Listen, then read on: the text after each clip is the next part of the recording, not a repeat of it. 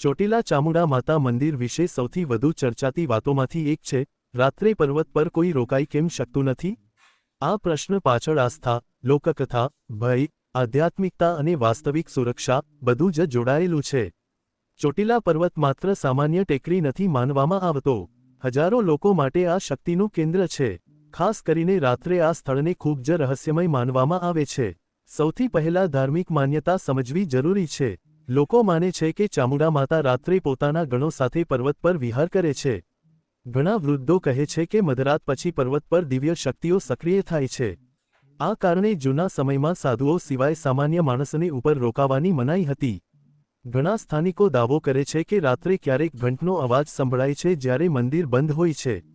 કેટલાક લોકો કહે છે કે તેમને સીડીઓ પર કોઈ ચાલતું હોય એવો અનુભવ થયો હતો. કેટલાકે અજાણી પ્રકાશ રેખાઓ અથવા છાયા જોવાનો દાવો પણ કર્યો છે. જો કે આ વાતોના વૈજ્ઞાનિક પુરાવા નથી, પરંતુ લોકવિશ્વાસમાં આ કથાઓ ખૂબ પ્રચલિત છે. જૂના સમયમાં ચોટીલા આસપાસનો વિસ્તાર ઘણો જંગલી હતો. આજની જેમ લાઇટ, રોડ અને સુરક્ષા વ્યવસ્થા નહોતી.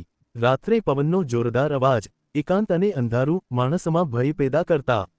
ઘણા લોકો માનતા કે પર્વત પર અદૃશ્ય શક્તિ છે.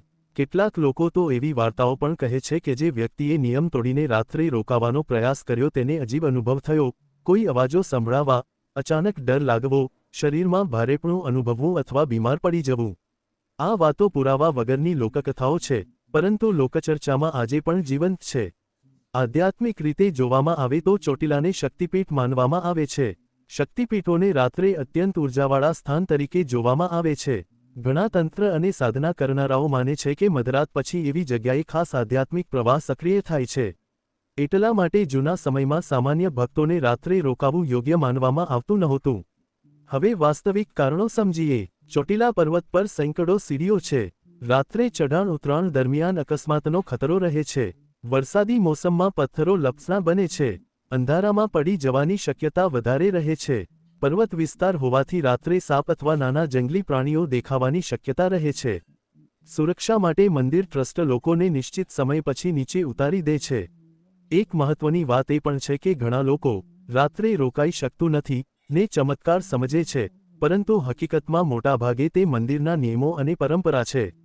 મંદિર બંધ થયા પછી સામાન્ય ભક્તોને ઉપર રહેવાની મંજૂરી નથી. આ નિયમ શાંતિ, સફાઈ, સુરક્ષા અને વ્યવસ્થાને ધ્યાનમાં રાખીને બનાવવામાં આવ્યો છે.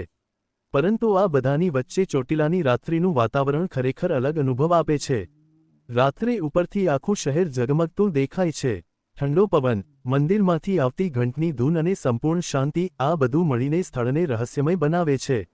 કદાચ એ કારણે લોકોની કલ્પનાઓ અને લોકકથાઓ વધુ મજબૂત બની ગઈ. ઘણા ભક્તો માને છે કે ચોટીલા પર રાત્રે માતાજીની શક્તિનો અનુભવ વધારે થાય છે, જ્યારે કેટલાક લોકો માટે આ માત્ર માનસિક અસર, અંધારું અને ભયનું સંયોજન હોઈ શકે. આજે પણ ઘણા સ્થાનિક લોકો સલાહ આપે છે કે રાત્રે અનાવશ્યક રીતે પર્વત પર ન જવું. તેમાં શ્રદ્ધા પણ છે અને સુરક્ષાની સમજ પણ. ઘણા લોકો ચોટીલાને માત્ર મંદિર નથી માનતા, પરંતુ જાગૃત શક્તિનું સ્થાન માને છે. એટલા માટે રાત્રે ત્યાં વિશે અનેક રહસ્યમય કથાઓ સાંભળવા મળે છે. સ્થાનિક વૃદ્ધ લોકો કહે છે કે વર્ષો પહેલા જ્યારે પર્વત પર આજ જેવી લાઇટ વ્યવસ્થા નહોતી ત્યારે સાંજ પછી આખો વિસ્તાર ભયાનક શાંત થઈ જતો. પવનનો જોરદાર અવાજ સીડીઓ અને પથ્થરો સાથે અથડાતો ત્યારે અજીબ ધ્વનિ થતી. ઘણા લોકો તેને દિવ્ય સંકેત માની લેતા. કેટલાક ભક્તો દાવો કરે છે કે મધરાત પછી ક્યારેક અચાનક ઘંટનો ધીમો અવાજ સંભળાય છે.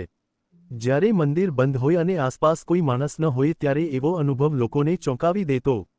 એક લોકકથા મુજબ ઘણા વર્ષો પહેલા કેટલાક યુવાનો મજાકમાં રાત્રે ઉપર રોકાયા હતા.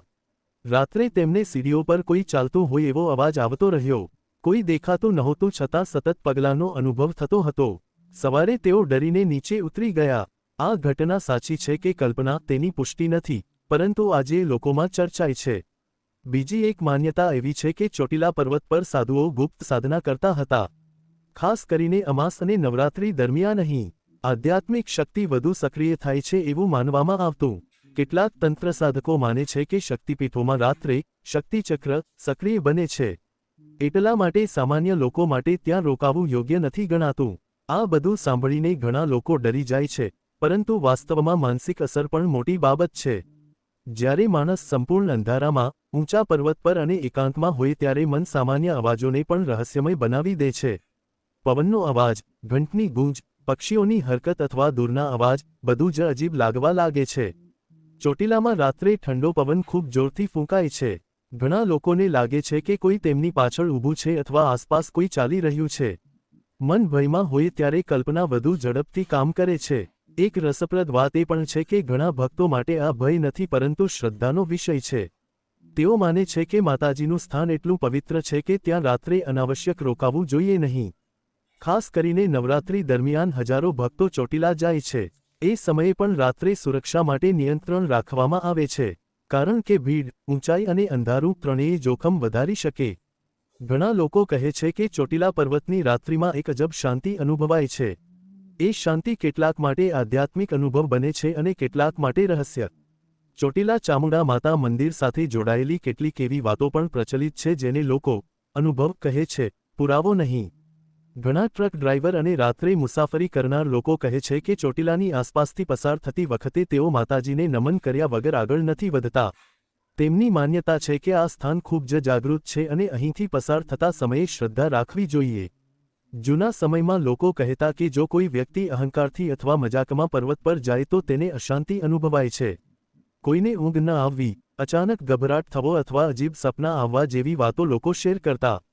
કેટલાક ભક્તોનો દાવો છે કે રાત્રે પર્વત પર અગરબત્તી અથવા ફૂલ જેવી સુગંધ અનુભવાય છે જ્યારે આસપાસ કંઈ ન હોય. આને લોકો દિવ્ય હાજરી સાથે જોડે છે. એક લોકપ્રચલિત વાત એવી પણ છે કે મધરાત પછી ક્યારેક ઉપરથી જય માતાજી જેવા ધીમા અવાજો સંભળાય છે. ઘણા લોકો તેને ભક્તોની ગૂંજ માને છે તો કેટલાક દિવ્ય ઘટના. વૈજ્ઞાનિક રીતે જોવામાં આવે તો પર્વતો પર અવાજો ઘણીવાર ગુંજાઈને અલગ રીતે સંભળાય છે. પવન અને ખાલી વિસ્તારના કારણે સામાન્ય અવાજ પણ રહસ્યમય લાગી શકે. ચોટીલાની આસપાસનો વિસ્તાર પહેલાં બહુ ઓછો વિકસિત હતો. રાત્રે સંપૂર્ણ અંધકાર, ઓછા લોકો અને લાંબી સીડીઓ આ બધું માણસના મનમાં ભય અને રહસ્યની લાગણી વધારતું. કેટલાક લોકો તો એવો દાવો પણ કરે છે કે રાત્રે સીડીઓ ગણતા ગણતા નંબર ભૂલી જાય છે અથવા રસ્તો લાંબો લાગવા લાગે છે.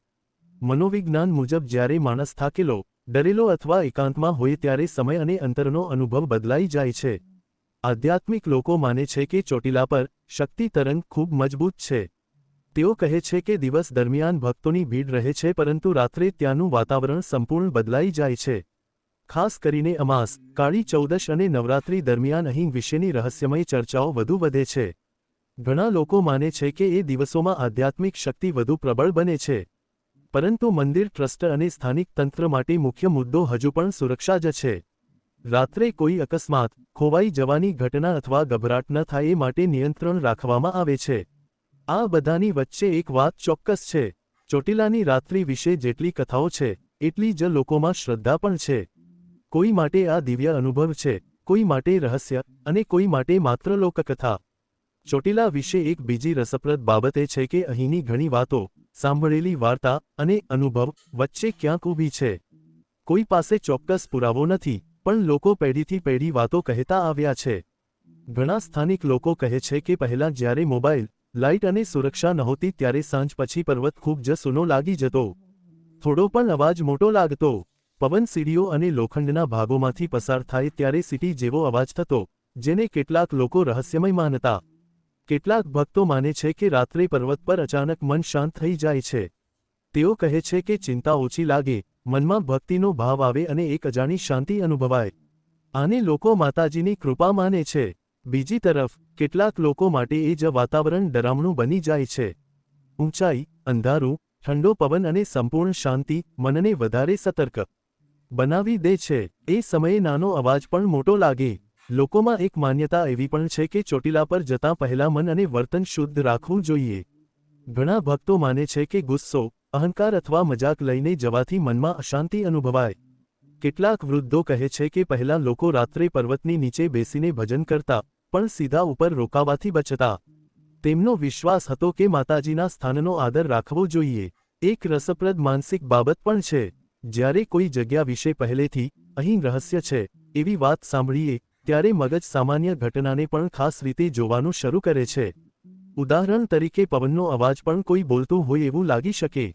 આજે ચોટીલા ઘણું વિકસિત થઈ ગયું છે. લાઇટ, સુરક્ષા અને રસ્તાઓ સુધર્યા છે, છતાં રાત્રે રોકાવાની બાબત વિશે લોકોમાં જૂની માન્યતાઓ જીવંત છે. ઘણા લોકો માટે ચોટીલા માત્ર પર્વત નથી, તે શ્રદ્ધા, શક્તિ અને રહસ્યનો અનુભવ છે. એટલા માટે રાત્રે કેમ રોકાતું નથી? નો જવાબ એક જ નથી. કોઈ માટે ધાર્મિક કારણ, કોઈ માટે સુરક્ષા, કોઈ માટે માનસિક અસર અને કોઈ માટે લોકકથા. ઘણા લોકો ચોટીલાની રાત્રિને જીવંત રહસ્ય કહે છે, કારણ કે અહીંનો અનુભવ દરેક વ્યક્તિ માટે અલગ હોય છે. કેટલાક ભક્તો કહે છે કે જ્યારે તેઓ રાત્રે મોડે સુધી પર્વત પાસે રહ્યા ત્યારે તેમને અચાનક ભારે શાંતિ અનુભવાઈ. મનના વિચારો ધીમા થઈ ગયા હોય એવું લાગ્યું. તેઓ માને છે કે આ માતાજીની ઉપસ્થિતિનો અનુભવ છે. બીજી તરફ કેટલાક લોકો કહે છે કે રાત્રે ત્યાં લાંબા સમય સુધી ઊભા રહીએ તો અચાનક ગભરાટ થવા લાગે છે. ખાસ કરીને જ્યારે આસપાસ કોઈ ન હોય અને ફક્ત પવનનો અવાજ આવતો હોય ત્યારે. સ્થાનિકોમાં એક જૂની માન્યતા એવી પણ છે કે ચોટીલા પર રાત્રે અનાવશ્યક પડકાર અથવા પરીક્ષા લેવી નહીં. ઘણા લોકો માનતા કે અહીં કંઈ નથી, કંઈ મજાક કરનાર લોકોને પછી અશાંતિ અનુભવાઈ. આ વાતોનો કોઈ સત્તાવાર પુરાવો નથી, પણ લોકવિશ્વાસમાં તે ખૂબ મજબૂત છે. કેટલાક સાધુઓ અને આધ્યાત્મિક લોકો કહે છે કે શક્તિપીઠોની ઉર્જા દિવસ અને રાત્રે અલગ અનુભવાય છે. દિવસ દરમિયાન ભક્તોની ભીડ અને અવાજ હોય છે, જ્યારે રાત્રે સંપૂર્ણ શાંતિ હોવાથી મન વધુ સંવેદનશીલ બને છે.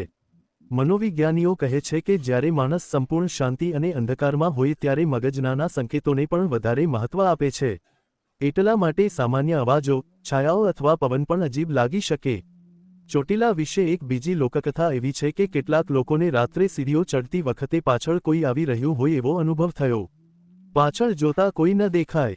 આવી વાતો લોકકથાઓમાં ખૂબ સાંભળવા મળે છે. કેટલાક લોકો આને દિવ્ય શક્તિ કહે છે, કેટલાક તેને ભય અને કલ્પનાનું મિશ્રણ માને છે. નવરાત્રી દરમિયાન ચોટીલામાં અદ્ભુત ઉર્જા અનુભવાય છે એવું ઘણા ભક્તો કહે છે. હજારો લોકો જય માતાજી ના નાદ સાથે ચઢાણ કરે ત્યારે આખું વાતાવરણ ભક્તિમય બની જાય છે. પરંતુ રાત્રે ભીડ ઓછી થઈ જાય પછી એ જ જગ્યા સંપૂર્ણ અલગ લાગે છે. દિવસની ગૂંજ પછીની શાંતિ લોકોના મન પર ઊંડી અસર કરે છે. ઘણા સ્થાનિકો આજે પણ સલાહ આપે છે કે જો રાત્રે જવું હોય તો એકલા ન જવું. તેમાં ભય કરતાં વધુ સુરક્ષા અને પરંપરાનો ભાવ છે. ચોટીલાની સૌથી મોટી ખાસિયત કદાચ એ જ છે. અહીં ભક્તિ અને રહસ્ય બંને સાથે જીવંત લાગે છે.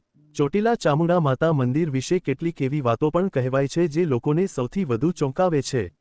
ઘણા લોકો કહે છે કે રાત્રે પર્વતનું વાતાવરણ અચાનક બદલાઈ જાય છે. દિવસ દરમિયાન જ્યાં ભીડ, અવાજ અને ઉત્સાહ હોય છે, ત્યાં રાત્રે એકદમ ઊંડી શાંતિ છવાઈ જાય છે. એ શાંતિ ઘણા લોકો માટે આધ્યાત્મિક અનુભવ બને છે. સ્થાનિકોમાં એક માન્યતા એવી પણ છે કે મધરાત પછી પર્વત પર અનાવશ્યક બોલાચાલી અથવા મજાક ન કરવી જોઈએ. ઘણા વૃદ્ધો કહે છે કે આ સ્થાન જાગૃત છે અને અહીં આદર રાખવો જરૂરી છે. કેટલાક લોકો દાવો કરે છે કે રાત્રે ઉપર ઊભા રહીએ ત્યારે અચાનક ઘંટની ખૂબ ધીમી ગૂંજ સાંભળાય છે. કેટલાકને લાગે છે કે કોઈ મંત્રોચ્ચાર થઈ રહ્યો છે. જો કે વૈજ્ઞાનિક રીતે આ પવન, ગૂંજ અથવા દૂરના અવાજનું પ્રતિબિંબ હોઈ શકે.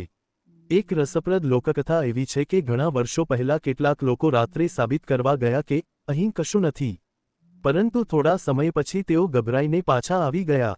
તેઓએ કહ્યું કે સતત એવું લાગતું હતું કે કોઈ નજર રાખી રહ્યું છે. આવી કથાઓનો કોઈ સત્તાવાર પુરાવો નથી, છતાં લોકોમાં તેનો પ્રભાવ ખૂબ મોટો છે. ઘણા ભક્તો માને છે કે ચોટીલાની ઉર્જા મન પર સીધી અસર કરે છે. જો મન ભક્તિમાં હોય તો શાંતિ મળે, અને જો મન ડરમાં હોય તો ભય અનુભવાય. આધ્યાત્મિક લોકો એક વાત ખાસ કહે છે, શક્તિપીઠોમાં સ્થળની ભાવના ખૂબ મજબૂત હોય છે. એટલે ત્યાં જતા માણસના વિચારો અને લાગણીઓ વધુ તીવ્ર અનુભવાય છે. ચોટીલાની રાત્રિમાં કુદરતી વાતાવરણ પણ મોટો ભાગ ભજવે છે.